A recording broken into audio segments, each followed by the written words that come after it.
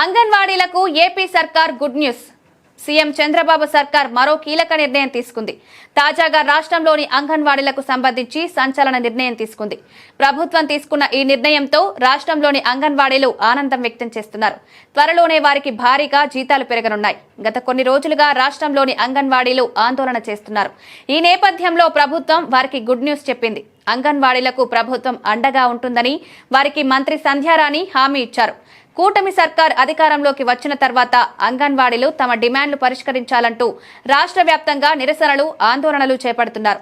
అంగన్వాడీ వర్కర్లకు, హెల్పర్లకు, మినీ వర్కర్లకు కనీస వేతనం 26,000 రూపాయలు చెల్లించాలని, మినీ వర్కర్లకు మెయిన్ వర్కర్లుగా గుర్తించాలని డిమాండ్ చేస్తున్నారు. గత ప్రభుత్వం అంగన్వాడీ యూనియన్తో ఒప్పందం చేసుకుందని, ఆ ఒప్పందం ప్రకారం అంగన్వాడీ వర్కర్ల జీతాలను, ఇతర అలవెన్స్లను ప్రభుత్వం అధికారంలో ఉన్న తక్షణం అమలు చేయాలని గత కొన్ని రోజులుగా డిమాండ్ చేస్తున్నారు.